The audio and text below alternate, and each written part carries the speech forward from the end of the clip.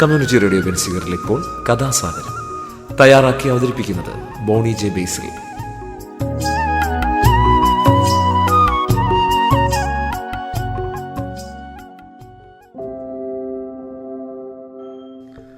നമസ്കാരം പ്രിയ ശ്രോതാക്കളെ, ഞാൻ ബോണിയാണ്. കഥാസാഗരത്തിൻ്റെ ഏറ്റവും പുതിയ എപ്പിസോഡിലേക്ക് ഏവരെയും സ്വാഗതം ചെയ്യുന്നു.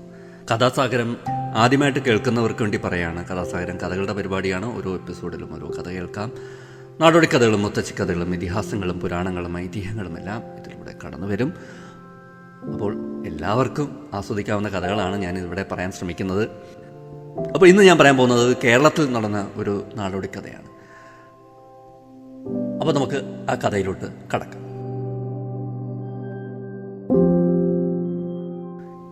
പാണ്ടംപറമ്പത്ത് ഭട്ടതിരിയുടെ ഇല്ലത്ത് മഹാദാരിദ്ര്യമായിരുന്നു. നിത്യവൃത്തിക്ക് അദ്ദേഹം യാതൊരു നിവൃത്തിയും കണ്ടില്ല.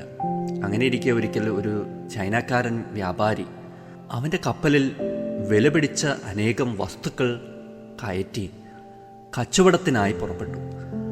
മാർഗമധ്യേ ഉണ്ടായ കടൽക്ഷോഭത്തിൽ കപ്പൽ തകർന്നു. വസ്തുക്കളിൽ മിക്കതും നഷ്ടപ്പെട്ടു. നല്ല ആൾനാശവും ഉണ്ടായി. ചിലരൊക്കെ പത്തേമാരികളിൽ കയറിയും നീന്തിയും കരപറ്റി. കപ്പലിൻ്റെ ഉടമസ്ഥനും അങ്ങനെ രക്ഷപ്പെട്ടു. 10 ചീനഭരണികൾ മാത്രം നഷ്ടപ്പെടാതെ കിട്ടിയിരുന്നു. അതുമായി അയാൾ ആദ്യം കണ്ട വീട്ടിലേക്ക് ചെന്നു. പാണ്ടംപറമ്പത്ത് ഭട്ടതിരിയുടെ ഇല്ലമായിരുന്നു അത്. കച്ചവടക്കാരൻ മുറ്റത്ത് ചെന്ന് നിന്നുകൊണ്ട് ഉറക്കെ വിളിച്ചു ചോദിച്ചു, "ഇവിടെ ആരുമില്ലേ? ഒന്ന് വെളിയിലേക്ക് വരിക." അപ്പോൾ ഭട്ടതിരി കഞ്ഞി കുടിക്കാനിരിക്കുകയായിരുന്നു. എവിടുന്നോ കിട്ടിയ 2 നാഴി അരി കൊണ്ട് അന്തർജനം അവർക്കും കുട്ടികൾക്കുമായി തയ്യാറാക്കിയതായിരുന്നു അത്. കച്ചവടക്കാരൻ വിളിക്കുന്നത് കേട്ട് ഭട്ടതിരി പുറത്തു വന്നു. "ഞാൻ ചൈനക്കാരനായ ഒരു കച്ചവടക്കാരനാണ്. എൻ്റെ കപ്പൽ തകർന്നുപോയി. എൻ്റെ വേലക്കാരും മരിച്ചു.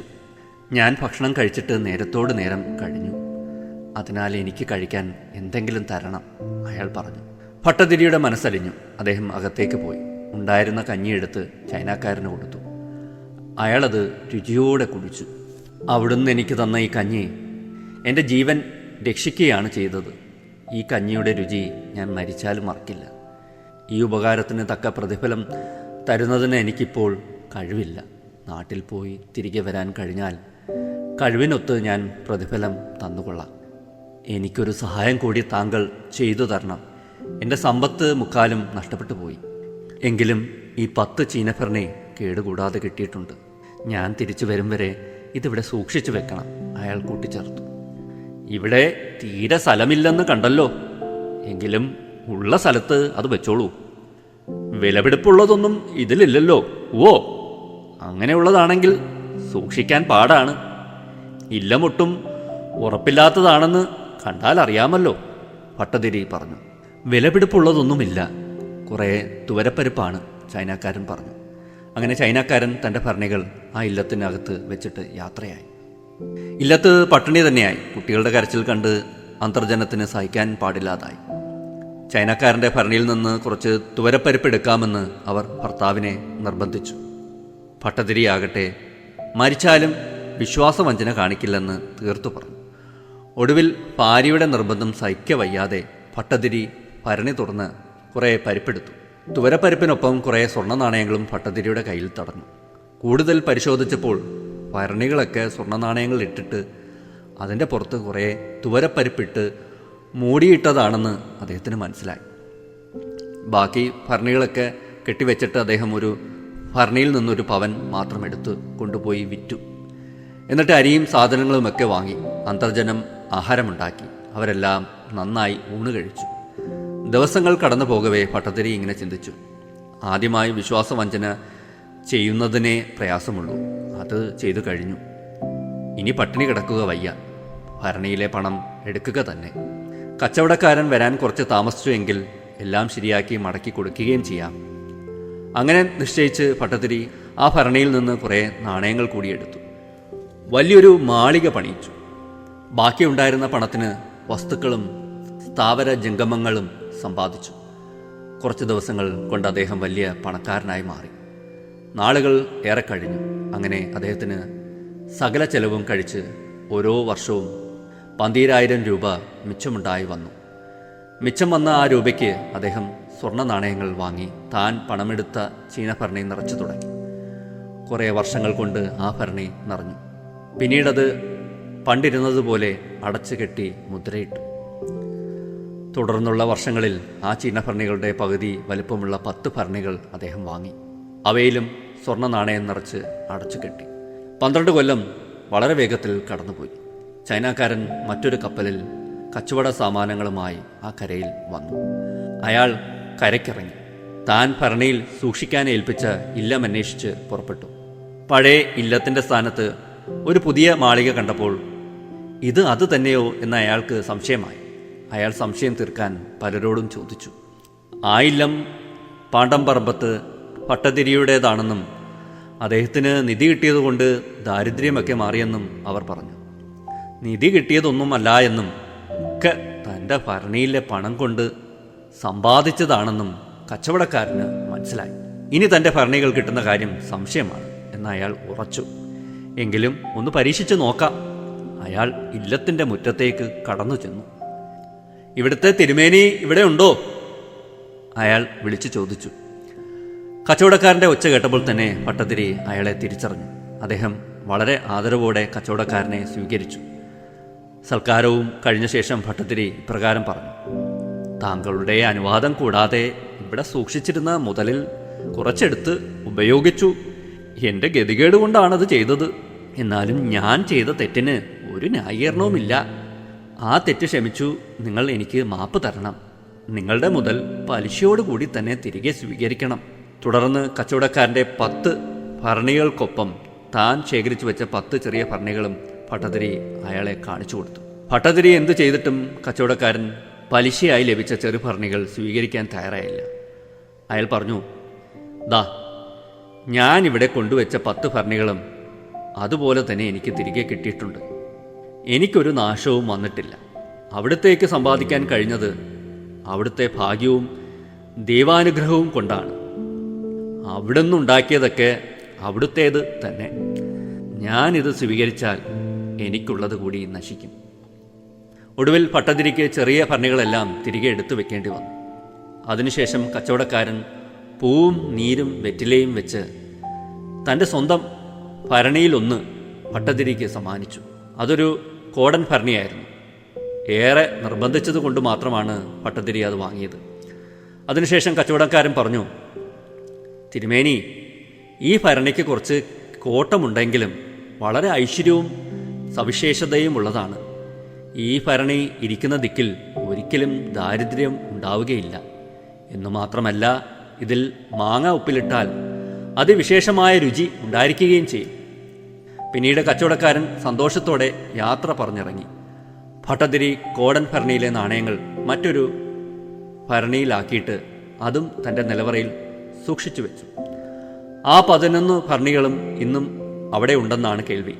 പിന്നീട് ആണ്ടുതോറും കോടൻ ഭരണിയിൽ മാങ്ങ ഉപ്പിലിടാൻ തുടങ്ങി. അതിൻ്റെ സ്വാദ് പറഞ്ഞറിയിക്കാൻ പ്രയാസമാണത്രേ. ഇനി ഈ മാങ്ങയെക്കുറിച്ചൊരു കഥ പറയാം.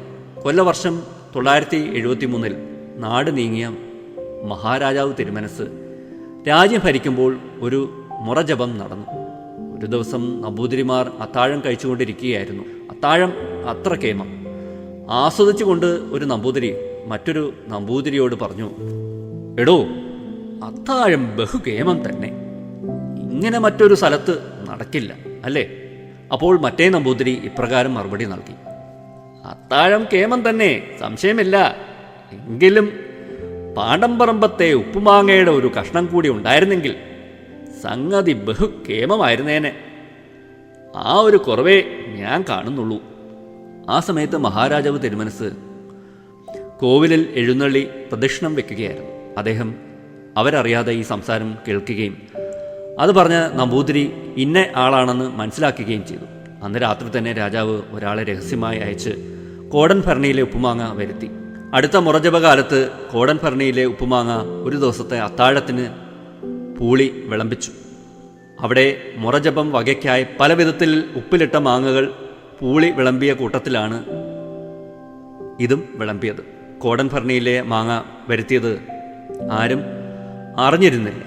എങ്കിലും മുൻപ് കോടൻ ഭരണിയിലെ മാങ്ങയെ പുകഴ്ത്തി പറഞ്ഞ നമ്പൂതിരി ഈ മാങ്ങാ കഷ്ണം എടുത്ത് കടിച്ച ഉടനെ, ഓഹോ, ആ കുറവും തീർന്നു. എടാ യോഗ്യ, നീ ഇവിടെ വന്നു ചേർന്നോ എന്ന് പറഞ്ഞു. അപ്പോൾ അടുത്തിരുന്ന നമ്പൂതിരി, ഇത് സാക്ഷാൽ കോടൻ ഭരണിയിലേതാണ് എന്ന് തന്നെ പറഞ്ഞു. മഹാരാജാവ് ഇതും കേട്ടു. കൊട്ടാരത്തിലെത്തിയ ഉടനെ ആ നമ്പൂതിരിയെ ആളയച്ച് വരുത്തി. അങ്ങേപ്പോലെ സ്വാദറിഞ്ഞ് ഭക്ഷിക്കുന്നവർ ചുരുക്കമാണ് എന്ന് സന്തോഷത്തോടെ കൽപ്പിക്കുകയും നമ്പൂതിരിക്ക് സമ്മാനം കൊടുക്കുകയും ചെയ്തു. ഇതാണ് കോടൻ ഭരണിയിലെ മാങ്ങയുടെ വിശേഷം. ഒരിക്കൽ ആ മാങ്ങ കൂട്ടിയിട്ടുള്ളവർ അതിൻ്റെ സ്വാദ് ഒരിക്കലും മറക്കില്ല. പാണ്ടംപറമ്പത്ത് ആ കോടൻ ഭരണി ഇന്നും ഇരിക്കുന്നുണ്ട്. അതിലെ മാങ്ങയുടെ അനന്യസാധാരണമായ വിശേഷം ആളുകൾ ഇന്നും അറിയുന്നുണ്ടത്രേ. ഇത്രയുമാണ് കഥ.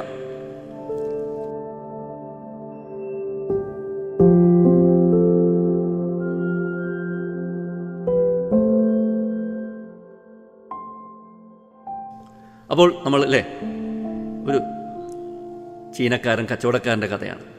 നമ്മുടെ കൊല്ലത്തുമുണ്ട്, നഗരത്തിൽ, ടൗണിൽ ചിന്നക്കട എന്ന് പറഞ്ഞ സ്ഥലം. അത് പണ്ട് ചീനക്കാർ കച്ചവടം ചെയ്ത സ്ഥലമായതുകൊണ്ട് ചിന്നക്കട എന്ന് പേര് നൽകിയതാണെന്നൊക്കെ പറയപ്പെടും. അത് കണക്ക് തന്നെ വേറെയുണ്ട്. തമിഴ്നാട്ടിൽ നിന്ന് വന്നവർ ചിന്നക്കട, ചെറിയ കട എന്നൊക്കെ ഉദ്ദേശിച്ച് ഇട്ടതാണെന്നൊക്കെ പറയപ്പെടുന്നു. ഇതൊക്കെയാണല്ലോ നാടോടി കഥകൾ എന്നൊക്കെ പറയുന്നത്. ഓരോ പ്രദേശത്തിൻ്റെ കഥകൾ വായ്മൊഴിയായും ഒക്കെ അടുത്ത തലമുറയിലേക്ക് പകർന്നു കൊടുക്കപ്പെടുകയാണ്. അത്തരത്തിൽ പകർന്നു വന്ന ഒരു കഥയാണ് ഞാനിവിടെ പറഞ്ഞത്. ഈ ചീനക്കാരെ കുറിച്ച് പറയുമ്പോൾ ചീനവല അതും ഇത്തരത്തിലുള്ളതാണ്.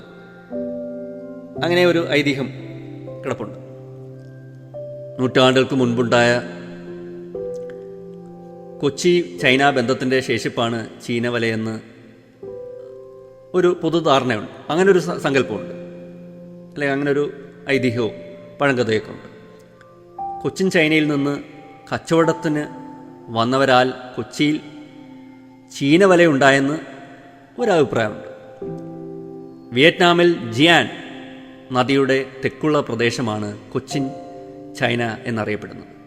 AD 1405 1433 കാലഘട്ടത്തിൽ കപ്പലോട്ടങ്ങളിൽ ഏർപ്പെട്ട ചൈന നാവികൻ സെങ് ഹേ ചീനവല കൊച്ചിയിൽ കൊണ്ടുവന്നാണ് മറ്റൊരു അഭിപ്രായം. അങ്ങനെ പല കഥകളുമുണ്ട്. ഞാൻ ചീനയെക്കുറിച്ച് ഒരു ചീനക്കാരുടെ കഥ പറഞ്ഞപ്പോൾ ചീനക്കാരൊക്കെ നമ്മുടെ ഇവിടെയൊക്കെ കച്ചവടത്തിന് വന്നിരുന്നു.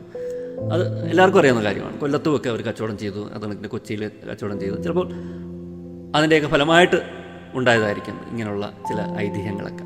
എന്തായാലും നമുക്ക് ഇത് വളരെ രസകരമാണ്. ഓരോ കഥയ്ക്ക് പിന്നിലും ചില സത്യങ്ങളൊക്കെ ഉണ്ട്. കുറച്ചൊക്കെ ബാക്കിയൊക്കെ കുറേയൊക്കെ അതിശയോക്തി കലർന്ന കുറേ കാര്യങ്ങളൊക്കെ ആണെങ്കിലും ചില സത്യങ്ങളൊക്കെ അതിനകത്ത് കാണും, ചില നുറുങ്ങ് സത്യങ്ങളൊക്കെ. അപ്പോൾ ഇന്നത്തെ കഥാസഹരം ഞാൻ ഇതോടുകൂടി അവസാനിപ്പിക്കുകയാണ്. അടുത്ത എപ്പിസോഡിൽ നമുക്ക് പുതിയൊരു കഥയും പുതിയ കുറച്ച് വർത്തമാനമൊക്കെ ആയിട്ട് നമുക്ക് വീണ്ടും കേട്ടുമുട്ടാം. ഇത്ര നേരം എന്നെ ആസ്വദിച്ച എല്ലാവർക്കും നന്ദി, നമസ്കാരം. Signing off, Boney. Community radio ബെൻസിഗറിൽ നിങ്ങളിപ്പോൾ കേട്ടത് കഥാസാഗരം. തയ്യാറാക്കി അവതരിപ്പിച്ചത് ബോണി ജെ ബേസിൽ.